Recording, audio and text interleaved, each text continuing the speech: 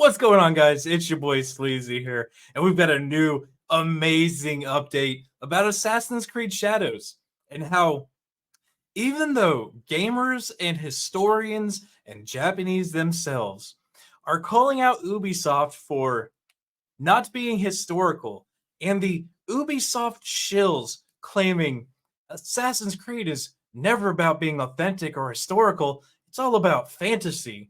And then Ubisoft trying to say, well, it's a video game, it's never meant to be authentic, to now the lead producer coming out and saying, yes, it's supposed to be historically accurate, it's supposed to be authentic, it's supposed to be real. And they're saying that this is real, even though there are more than enough people who have dug into this and determined that, A, no, there was never a black samurai. People are still trying to claim it's real.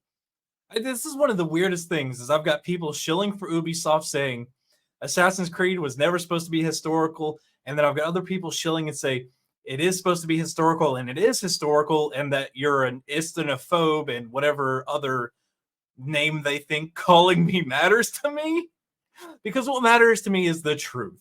And the truth of the matter is that Assassin's Creed is nothing but a woke DEI push that is absolutely going to be disastrous for Ubisoft. We've already seen their stocks plummet from near $100 to less than $20 a share.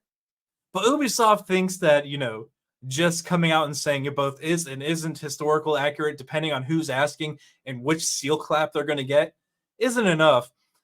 We've actually got an interview from Carl O'Neill, who has admitted that the game they're trying to make is going to be, air quotes, historically accurate. And how they spend so much time trying to make it historically accurate, only to be debunked. I don't know, this is weird. Ubisoft claims it's historically accurate until they get absolutely eviscerated, and then claims it's fake, and then claims it's real again. Nobody should ever buy this game at all. And so I did go through and I pulled, before the game industry biz decides they need to edit their article, I went to the Wayback Machine and pulled up the original version they posted. And here it is. Assassin's Creed is one of the industry's leading franchises, so it's not an IP that Ubisoft will cut corners on. I call absolute BS on that.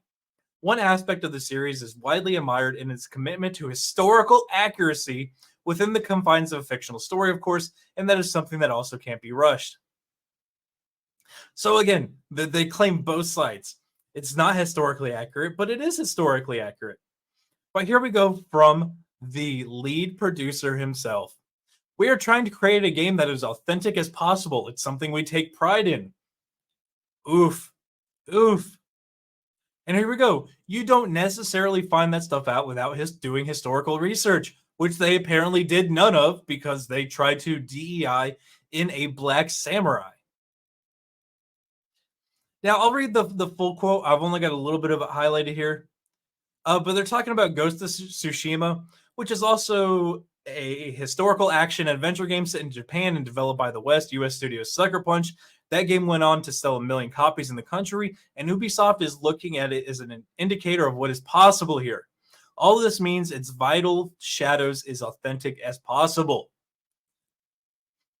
But again, when they get called out for force injecting DEI into characters, they claim it's fake. But as soon as they need to try and prop it up as a historical piece, no, we did a ton of historical research. It's totally historical. And here they're going even further. Since we are making a game in Japan, we do hope to appeal to more Japanese players, so it is very important that we try to be authentic as possible. Again, Japanese people are probably one of the most racist out there. But again, in between these two highlights, it says, obviously, when we make a game, we are trying to appeal to a global audience. Well, you can't apply to a global audience because not everybody is the same. Everybody is different. I don't know why these game companies, I know why.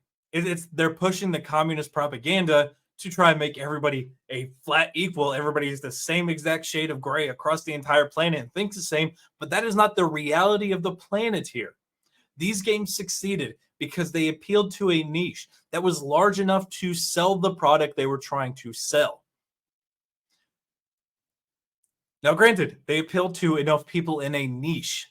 They didn't try to apply to everybody.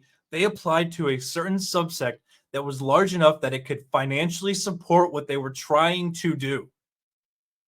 When you try to appeal to everybody, you appeal to nobody. But I mean, we can jump right back here to the Assassin's Creed Cope and Seize statements, where they try and apologize to Japanese people for stealing their stuff and then try and cope and see and say, well, it's not historically accurate. It's just a video game. But again, this is the flip-flop. We're making a respectful representation of feudal Japan by forcing DEI into your game to sell to the people who don't want DEI. We've watched Japan and Korea absolutely fire feminists who have gotten into positions because they are feminist. We watch Nintendo of Japan, not Nintendo of America because they're absolute garbage, but Nintendo of Japan absolutely eviscerate these companies for changing the original content and saying it's not ours. That's the same way when God, I almost want to say George Martin. I went on a little bit of a tirade and I started getting names of it. George Lucas got asked about the new Star Wars. He's like, it's not his. It's not what I would have done. Admitting that these companies take an IP that is successful, take anything that has been successful, and just start injecting the most horrific things possible into them and expecting them to sell. There is no global market. There is no global market. Not everybody wants the same thing. I promise you, Polish people do not have the same interest as Mexicans. I promise you that people in, let's say, China do not have the same interest as somebody in Japan. India does not have the same interest as somebody in South Korea. This is quite literally the basis for every war ever. People have different interests, different ideas, and different ideologies. And when you try to pander to all of them, you pander to none of them.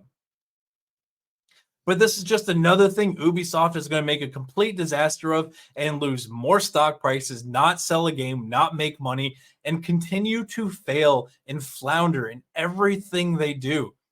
Because instead of making something for the niche market that liked Assassin's Creed, they're trying to market to a smaller niche that thinks DEI is important. But that's it for this video, guys. Make sure you smash that like button. Make sure you subscribe. Make sure you share this one out. And until the next one, guys, be easy like sleazy.